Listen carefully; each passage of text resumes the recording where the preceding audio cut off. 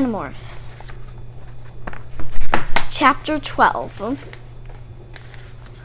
I swung my fist and caught Marco in the side of the head. He jumped back and I swung again. But Marco was quick. He dodged my second swing, and I slipped and went down. Marco snatched the bedspread off my bed, threw it over me to tangle up my arms, and sat on me. "Jake, quit acting like a stupid jerk," he said. I was trying to grab him, but he had me pretty good. "Take that back," I yelled. "Not likely," Marco said. "You think it's just a coincidence?" He's suddenly all interested in what happened at the construction site. I knew it looked bad, even while I was struggling to get free and kick Marco's butt. I had this sudden flash about the smell I noticed on Tom when I was morphed into a dog. And there was that laugh I had heard at the site. But no, this was Tom, my big brother. Tom would never, ever let some slimy creeps into his head. Never. I'll let you up if you'll calm down," Marco said. "Look, maybe I'm wrong, okay?" I stopped struggling, and Marco let me up. "You have to admit, Jake, it doesn't look good." "Tom is not one of them, okay? That's final," I said. "Whatever," Marco said. "Just don't punch me again, 'cause I might have to hit you back." Just then I heard this fluttering noise at my window, like someone beating on it very softly. I went to the window, followed by Marco. There was a bird there, some kind of huge bird, like an eagle or a hawk, beating its wings against the window. "Let me in, all right? I can't hover here forever." Marco's eyes went wide. He turned it too. I opened the window, and the bird flew straight in. It landed on my dresser. It was almost 2 feet long, mostly brown, with gnarled talons and a sharp-hooked beak. "It's some kind of eagle or something," Marco said. "A red-tailed hawk, actually," Tobias said. "Is that you, Tobias?" Marco demanded. "I thought you weren't going to do any more of this morphing." "I never agreed to that." "Well, morph back, Tobias," I said. "You know what the Andalite said. Never stay in any form for more than 2 hours. Tobias hesitated. He tilted his hawk's head and peered at me with an incredibly concentrated gaze. At last, he hopped over onto my bed. "Let me tell you something. It is beyond weird. Watching feathers turn into skin." The brown feathers ran together and merged and turned pink. It was like the feathers were melting, like they had turned into wax and were being heated up. The beak disappeared quickly, and lips grew out of it. The talons split into 5 and became toes. Halfway through the process of changing, Tobias was a lump, half pink, half brown, with feather-like patterns still visible on his back and chest. His face was small and mostly human, except that he still had those sharp, alert hawk's eyes. 2 tiny, shriveled arms protruded from the front of his chest, with fingers like a baby's. All in all, it was a pretty disgusting sight. But the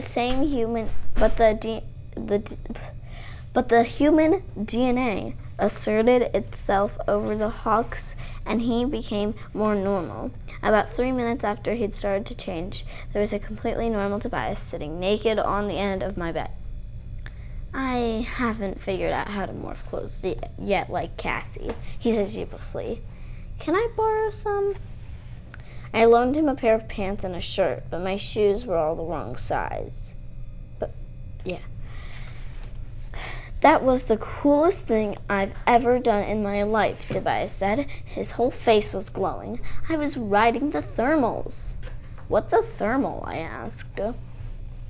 "That's when there's warm air rising up from the ground. It forms this cushion under your wings. You can just float up there, like a mile up. You just surf the thermals. You guys have got to do it. It is the best thing ever." Tobias, how on earth did you do a hawk morph? I asked. There's an injured hawk right there in Cassie's barn, he said. There's this cool osprey too, but I decided on the hawk. How did you fly if the hawk you morphed from was injured? I wondered. Marco shook his head pityingly. Jake, do you pay any attention in biology class? DNA has nothing to do with some injury. The DNA wasn't broken, just a wing. I ignored Marco. You're lucky Cassie's dad didn't catch you, I said to Tobias. He's so depressed, Tobias commented. Who's depressed? Cassie's dad? No, the hawk, I mean. I think he knows they aren't trying to hurt him or anything, but he can't stand being cooped up there while his wing heals. Tobias's eyes darkened. It's terrible when birds have to be locked up in cages. They should be free. Yeah, free the birds, Marco commented sarcastically. I'll get the bumper stickers printed up. You wouldn't have that attitude if you'd been up there with me, Tobias said angrily. It was cool being a cat all, but a hawk, it's just totally absolute freedom. I hadn't ever seen Tobias so happy. I mean, Tobias has a pretty lousy home life. Thinking about it, I suddenly had this feeling. I repeated the warning. No more than 2 hours in any morph. Right? You keep track of the time, right? Tobias smiled.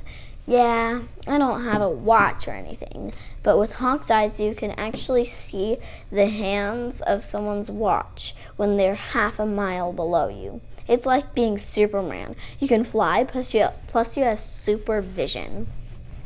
Now he's Superman, Marco muttered. I was looking around. I guess I thought I might be able to see something from the air, Tobias said. I was looking for something that might be a yerk pool. The phrase sounded vaguely familiar. I remember Visser 3 saying something about yerk pools. What's a yerk pool? Asked Tobias. It's where the yerks live in their natural state. Every 3 days, a yerk has to leave his host body and go into the yerk pool to soak up nutrients, especially chondrona rays. Marco and I exchanged a suspicious look. Neither of us knew any of this. At the end, Tobias explained, when the Andalite told us all to run for it, I stood behind for a few seconds. I guess maybe I was too scared to even run. I shook my head. I knew better. Tobias just didn't want to leave the Andalite alone. I think maybe the Andalite meant even more to Tobias than to the rest of us. Anyway, he gave me visions. I guess you'd call them. Pictures, information, a lot of it. All at once. All of them. All jumbled. I haven't even started to sort it all out. But I do know about the yerk pools and the chondrona. Marco held up his hand, silencing Tobias. Let me check the door, he said. He went to my room and peeked out into the hallway. All clear, he announced. Tobias gave Marco a questioning look. Tom, Marco said. He's one of them. Don't make me hurt you, I warned him angrily. Tom is not a controller. Either way, we should be careful, Tobias said. He lowered his voice. The chondrona is a device that produces chondrona particles. See, it's like this little portable version of the yerk's own home sun. The yerks need chondrona particles to live, like a human needs vitamins or whatever. The chondrona particles are beamed from wherever the chondrona is and concentrated in the yerk pool. Once every 3 days, every yerk has to leave his host to go into the pool. They soak up the particles and they re-enter the host body. What does this have to do with you flying around playing Superman? I asked. Well, it seems dumb now, but I was thinking maybe I could see the Earth pool. He made a rueful smile. Saw a lot of swimming pools and some ponds. You get up there and you realize there are ponds and lakes and streams everywhere, but I didn't see anything special. And what if you found some Earth pool? Then what? Marco demanded. Then we'd blow it up, Tobias said. Wrong, Marco said. We decided not to get into this. No, we decided not to decide yet, I said. Well, I've decided, Tobias said. Suddenly the wimp is a hero, Marco sneered. This time Tobias didn't blush. Maybe I just find something worth fighting for, Marco. You don't even fight for yourself, Marco said. That was before, Tobias said softly, before the end of life, before he died trying to save us. I can't let that go. I can't let him die for nothing. So whatever you guys decide, I'm going to fight.